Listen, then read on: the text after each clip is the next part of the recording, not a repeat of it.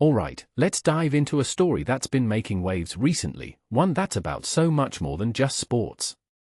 3 members of Iran's women's football team have decided to return home after being granted asylum in Australia. But here's the thing, this isn't just a headline about athletes changing their minds. It's a window into the incredibly complex choices people face when their personal lives collide with global politics. Personally, I think what makes this really interesting is how it highlights the pressure these women were under, not just from their government, but from the entire world watching their every move. First, let's set the stage. These players were labeled wartime traitors after refusing to sing Iran's national anthem during the Women's Asian Cup. In my opinion, the refusal wasn't just a silent protest, it was a bold statement in a country where dissent can come with severe consequences. What many people don't realize is that this act of defiance attracted international attention, even drawing comments from figures like Donald Trump. But here's the kicker, while the world was applauding their courage, these women were likely facing immense pressure back home. Now, let's talk about their decision to return. 3 out of 7 players chose to go back to Iran, despite being offered asylum.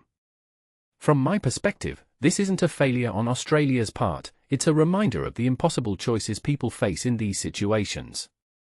Tony Burke, Australia's Home Affairs Minister, said it perfectly, we cannot remove the context in which the players are making these incredibly difficult decisions.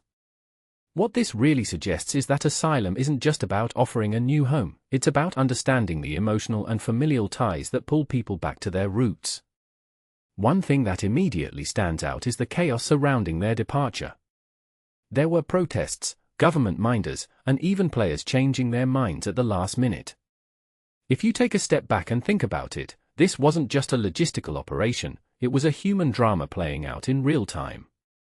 What makes this even more fascinating is how it contrasts with Australia's broader immigration policies. While they were offering asylum to these players, the government was also tightening visa rules for Iranians due to the Middle East conflict. This raises a deeper question: how do countries balance humanitarian gestures with national security concerns? In my opinion, this story is a microcosm of the larger tensions between individual freedom and state control. These players weren't just athletes, they were symbols of resistance in a highly politicized environment. What this really suggests is that their choices weren't just about personal safety, they were about loyalty, family, and the weight of being in the global spotlight.